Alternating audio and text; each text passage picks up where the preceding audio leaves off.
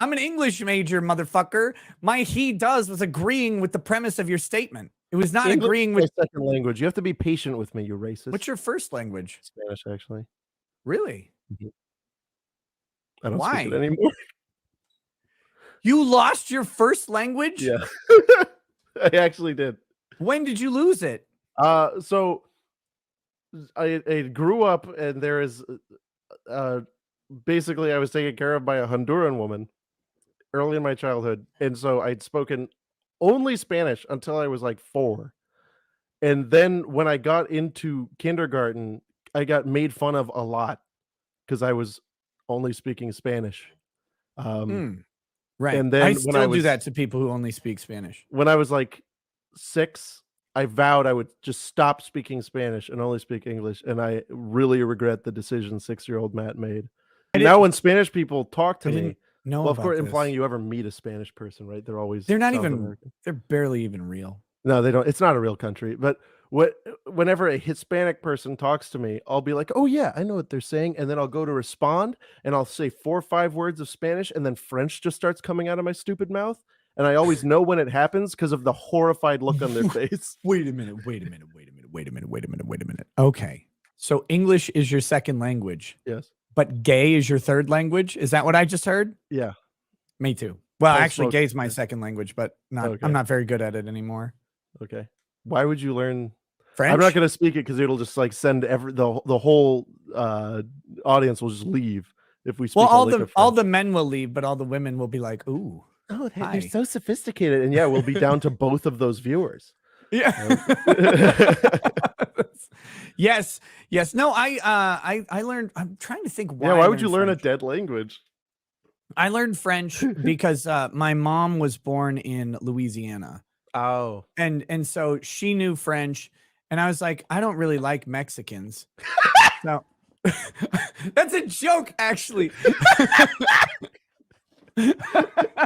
It's so for anyone who knows me, the funny thing is, so for me, some of his best friends is Mexican. No, literally, yes. That's so I know my wife's watching and she's like probably laughing at that right now too. Because so I grew up in Houston, Texas, for the first 10 years of my life. And then I moved to White Bread, Minnesota, a suburb of the Twin Cities. It's like 99% white.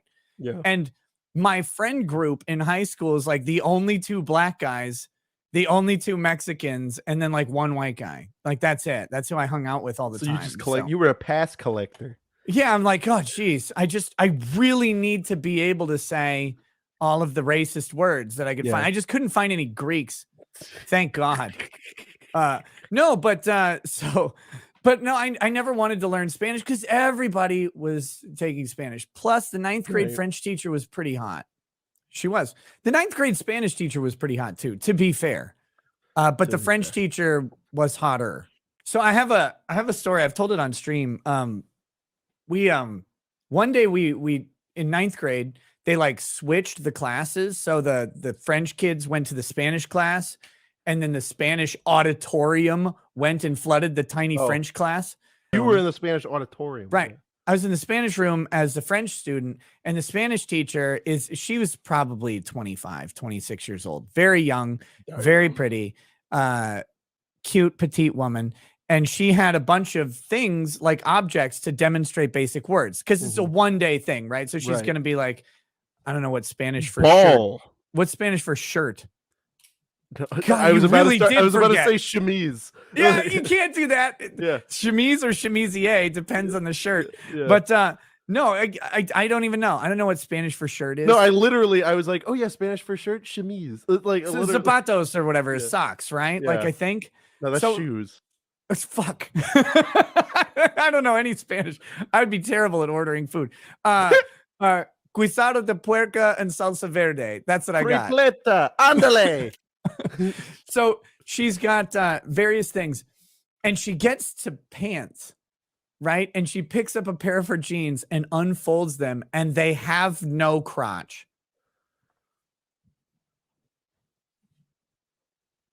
And she looks, and the look of horror on her face, and she goes, pantalone, was magical. It was one of the one of my favorite moments in all of junior high, high school, whatever, was her opening up that pair of pants and realizing she brought her fucking hoe pants to class. And what was that? Because everyone in the class was like, we're all like, it was amazing. oh man, I bet you wish you had that on record of some sort. Oh, dude, it would nowadays that would be on TikTok in a heartbeat, right? Like every kid would immediately recording on TikTok. I don't know how they do that. Like they are recording as the phone is leaving. It's like their a quick pocket. draw. Yeah. But yeah, she nailed it. It was great.